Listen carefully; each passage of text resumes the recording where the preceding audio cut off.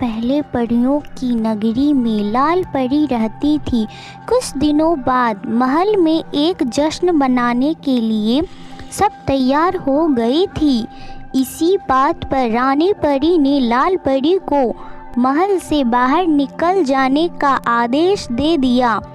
इस बात से उदास होकर लाल परी महल से उड़कर धरती पर आकर एक बाग में छिप गई।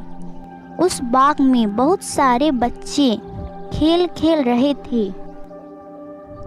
लाल परी छिपकर उन बच्चों का खेल देखने लगी और उन बच्चों को हंसता खेलता देखकर वह अपना दुख भी भूल गई। तभी बाग में खेल रही सोनी नाम की एक लड़की की नज़र लाल परी के सुनहरे लाल पंखों पर पड़ गई। सोनी को लगा शायद यह कोई फल है और वह उसे लेने के लिए उसके पास चली गई।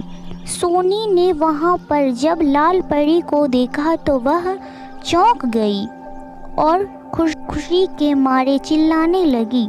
सोनी की चीख सुनकर बाग में खेल रहे सभी बच्चे भी उसके पास आ गए।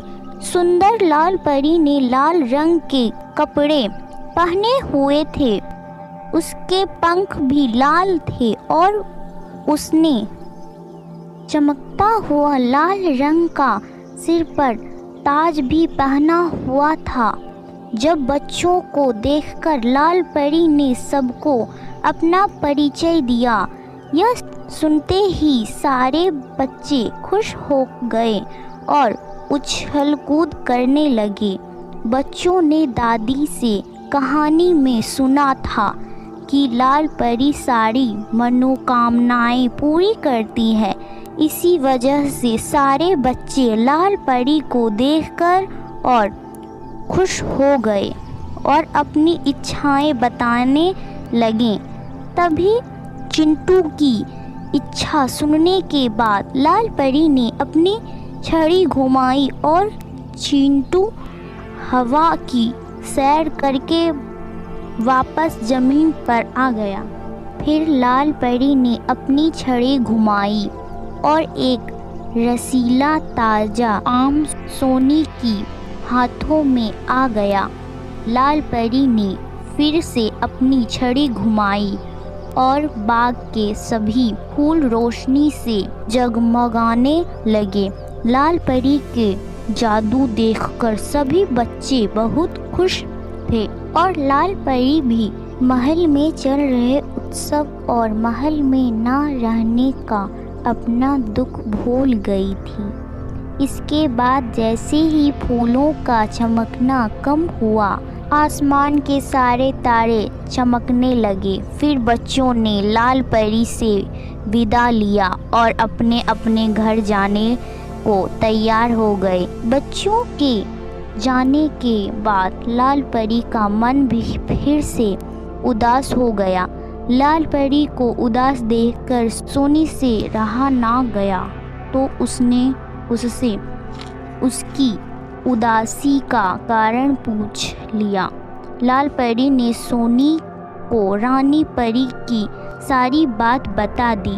यह सुनने के बाद सोनी ने कहा, अब आपने कोई शरारत हरकत की होगी तभी रानी परी ने ऐसी सजा दी है। मैं जब भी घर में शरारत करती हूँ तो मेरी माँ भी मुझे कोई ना कोई सजा दे देती हैं। सफाई देते हुए लाल परी ने कहा, नहीं, मैंने कोई शरारत नहीं की थी। लाल परी की सफाई सुनकर मुस्कुराती हुई सोनी ने फिर से कहा, कुछ तो शरारत की ही होगी। इतना सुनते ही लाल परी नजरें नीची करते हुए लाल परी ने कहा, हाँ, मैंने एक शरारत की थी। नौटी बौना सीढ़ी पर खड़ा होकर परी महल के सबसे ऊंची घड़ी की सफाई कर रहा था। मैंने सीढ़ी को हिला दिया था। डर के मारे वह घड़ी की सुई पकड़कर उसी पर लटक गई और परी महल के सबसे बड़ी घड़ी की सुई टूट गई। उस घड़ी की सुई टूटने के कारण घड़ी रुक गई और परी लोक में सब रुक गया था। इसके बाद रानी परी ने अपनी जादू से सब कुछ ठीक किया और इसी वजह से गुस्सा होकर उन्होंने मुझे महल से बाहर भेज दिया, जबकि इसमें मेरी कोई गलती नहीं। सारी गलती नोटू बौने की थी। लाल परी की बात सुनकर सोनी ने कहा, मेरी माँ कहती है कि अगर हम अनजान होकर कोई गलती करते हैं तो उसके लिए माफ़ किया जा सकता है, लेकिन अगर जानबूझकर कोई गलती की जाए तो उसके लिए सज़ा देनी चाहिए। तो अब आप ये बताओ कि क्या आपने उस सीढ़ी को जानबूझकर हिलाया था या नहीं, या गलती से?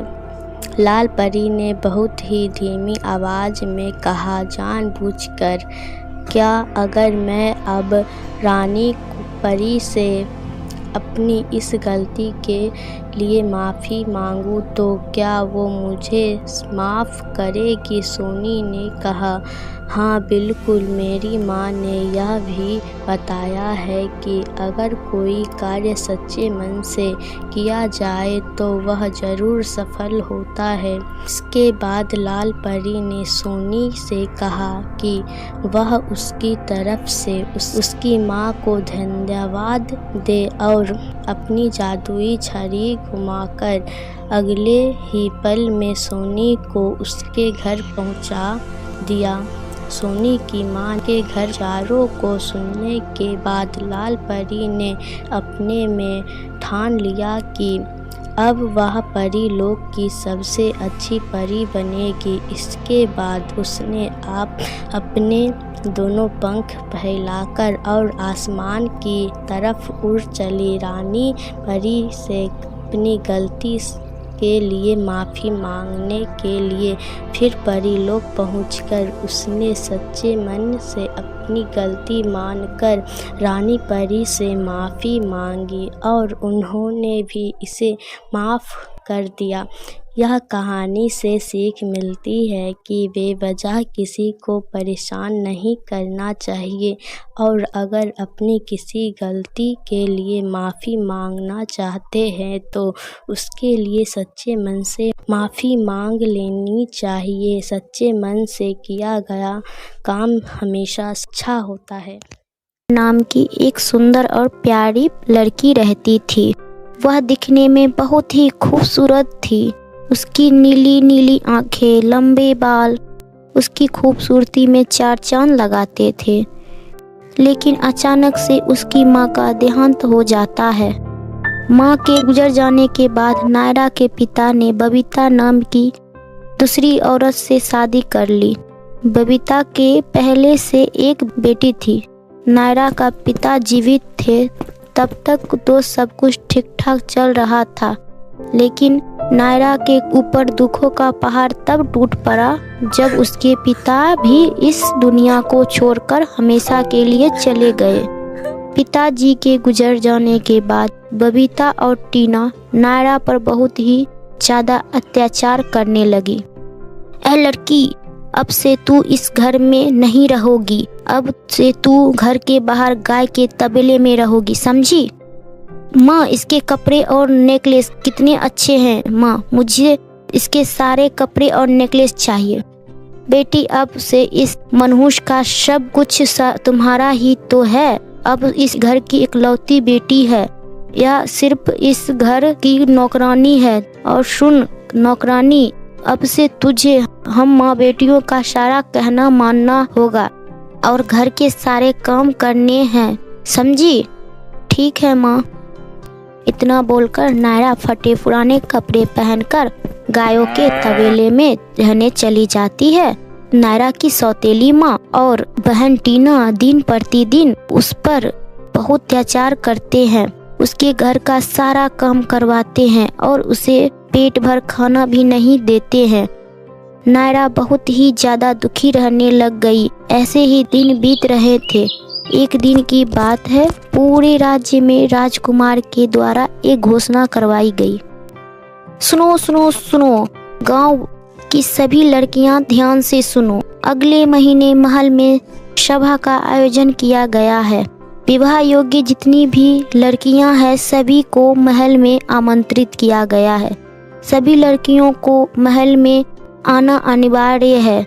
उसी दिन हमारे राज्य के राजकुमार शिवाजी महाराज अपने लिए सुंदर और सुशील जीवन संगनी का चुनाव करेंगे। यह सूचना पाते ही उस राज्य के सभी लड़कियां खुशी से झूम उठी। वही टीना ने जैसे ही यह खबर सुनी, वह भागते हुए अपनी माँ के पास जाकर सभा वाली बात बताती है। यह तो बहुत ही अच्छी खबर सुनाई है तुमने बेटी। तुम बिल्कुल भी चिंता मत करो, इस राज्य की राजकुमारी तो तुम ही बनोगी। देखना, मैं तुम्हें इतनी अच्छे से तैयार करूंगी कि राजकुमार तुम्हें देखता ही रह जाएगा। अब चलो, तुम्हारे लिए सुंदर लहंगे और सैंडल भी तो लाना है। हाँ माँ, चलो, फिर पार्लर भी तो जाना है, जल्दी चलो। नायरा वहीं दूर खड़ी उदास मन से उसकी सारी बातें सुन रही थी। नायरा का भी सभा में जाने का बहुत मन था, लेकिन अपनी माँ और बहन के डर से वह कुछ नहीं बोली। इधर टीना सभा में जाने के लिए जोरों शोरों से तैयारी कर रही थी। उसने अपने लिए 1 लाख का लहंगा बनवाया। वह हर रोज अपने उस लहंगे को पहनकर शीशे के सामने खुद को निहारती रहती थी। सभा में तो मैं ही सबसे सुंदर लगूंगी, राजकुमार तो मुझे ही पसंद करेंगे। आखिरकार सभा वाला दिन आ ही गया। टीना बहुत ही ज़्यादा खुश थी। उसने सुबह उठते ही, नायरा जल्दी आओ, कहाँ मर गई? जल्दी से मेरे सैंडल को अच्छे से पॉलिश कर दो, मुझे आज सभा में जाना है, कोई कमी नहीं होनी चाहिए। टीना सुबह से ही सभा में जाने की तैयारी करने लगती है। टीना अब सभा में जाने के लिए पूरी तरह तैयार हो गई थी। वाह, मेरी बेटी तो आज बिल्कुल परी की तरह लग रही है। भगवान बुरी नज़र से मेरी टीना बेटी को बचाए रखना। तभी नायरा डरते डरते अपनी सौतेली माँ से कहती है, माँ, क्या मैं भी आप लोगों के साथ सभा में जा सकती हूँ? उन्होंने तो गांव की सभी युवा लड़कियों को बुलाया है ना। यह सुनकर दोनों माँ बेटी जोर जोर से हंसने लगी। शकल देखी है अपनी? राजकुमार को अपने लिए राजकुमारी चाहिए, बल्कि नौकरानी नहीं। टीना, चलो माँ, हम चलते हैं। हाँ हाँ चलो, कहीं देर ना हो जाए। और नौकरानी सुनो, हमारे आने से पहले घर का सारा काम हो जाना चाहिए, समझी?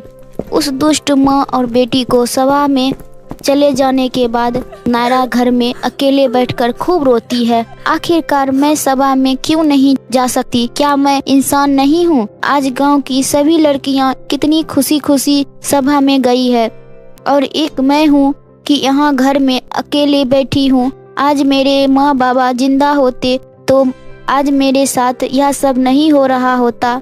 नायरा अपनी माँ बाबा के बारे में सोचकर रो रही थी कि तभी कमरे में अचानक एक प्रकाश हुआ और वहाँ एक खूबसूरत परी प्रकट हुई। यह सब देख नायरा बहुत डर गई। नायरा बेटी, डरो मत, मैं एक परी हूँ। बेटी चुप हो जाओ, मैं तुम्हें सभा में ले जाने आई हूँ। क्या सच में? पर मैं कैसे उस सभा में जा सकती हूँ? मेरे पास तो एक भी कपड़ा नहीं है। तुम चिंता मत करो बेटी, नायरा मैं हूँ ना। इतना बोलकर परी अपना जादुई छड़ी घुमाती है और नायरा को बहुत ही खूबसूरत राजकुमारी में बदल देती है। नायरा बहुत ही खूबसूरत लग रही थी। उसने एक प्यारा लहंगा पहन रखी थी और एक खूबसूरत सी जादुई लाल सैंडल पहन रखी थी। अब तुम सभा में जाने के लिए बिल्कुल तैयार हो नायरा, पर एक बात का ध्यान रखना, तुम 12 बजे तक ही इस रूप में रहोगी। 12 बजे के बाद तुम फिर से अपने पहले वाले रूप में आ जाओगी। अब तुम जाओ। नायरा सभा में चली जाती है। नायरा जैसे ही महल में प्रवेश करती है, सभी की नज़र नायरा पर ही टिकी रहती है। नायरा पूरे सभा में सबसे सुंदर और मासूम लग रही थी। नायरा के इस बदले हुए रूप को उसकी सौतेली माँ और बहन भी नायरा को पहचान नहीं पाई और हैरानी से सब नायरा की तरफ देख ही रहे थे। नायरा आज सबसे सुंदर और प्यारी लग रही थी। तभी अचानक राजकुमार की नज़र नायरा पर गई। राजकुमार नायरा के इस ग्लैमरस रूप को देखकर मनमोहित हो जाता है। राजकुमार को नायरा पहली बार में ही पसंद आ गई और वे नायरा के पास जाकर उसे अपने साथ डांस करने के लिए कहते हैं। नायरा खुशी खुशी राजकुमार के साथ डांस करने के लिए हाँ कर देती है। डांस करते करते अचानक नायरा की नज़र दीवार पर टंग रही घड़ी पर जाती है। हे भगवान, परी ने कहा 12 बजते ही मैं फिर से वही फटे पुराने कपड़े में वापस आ जाऊंगी। 12 बजने में कुछ ही मिनट बाकी थे। तभी नायरा वहां से भागने लगती है। नायरा को भागते देखकर राजकुमार नायरा को रोकते हैं, लेकिन नायरा राजकुमार की कोई बात नहीं सुनती है और घर की तरफ भागती है। तभी भागते हुए उसकी एक सैंडल वहीं महल में छूट जाती है, जो नायरा के पीछे भागते वक्त राजकुमार को मिलता है। घर आकर नायरा राजकुमार के ही ख्यालों में खोई रहती है। पता नहीं अब मैं दोबारा राजकुमार से मिल भी नहीं पाऊंगी।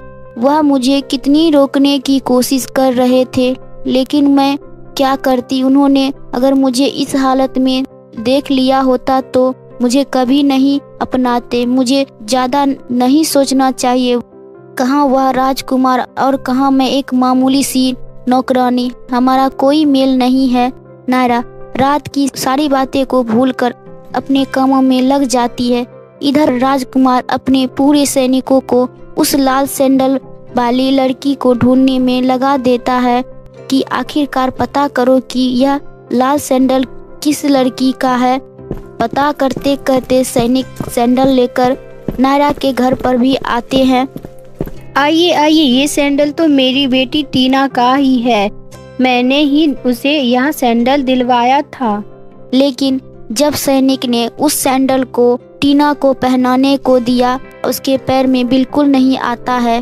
फिर भी टीना बोलती है, हाँ माँ देखो, आपने बिल्कुल सही कहा था। यह सैंडल मेरी ही है। मेरे पैर में भी आ गया है। झूठ की भी हद होती है। यह सैंडल तुम्हारे पैरों से बड़ा है। इतना बोलकर वह सैनिक वहां से जाने लगता है। तभी उसकी नज़र गौशाले में काम कर रही नायरा पर जाती है। नायरा जो गौशाले में झाड़ू लगा रही थी और सैनिक नायरा को सैंडल पहनाने के लिए बोलता है। तभी नायरा की सौतेली माँ बोलती है, अरे सैनिक जी, इस गरीब नौकरानी को कहाँ से यह सैंडल आएगी। बेचारी ने जिंदगी में आज तक सैंडल पहना तो दूर देखा भी नहीं होगा। तुम चुप करो।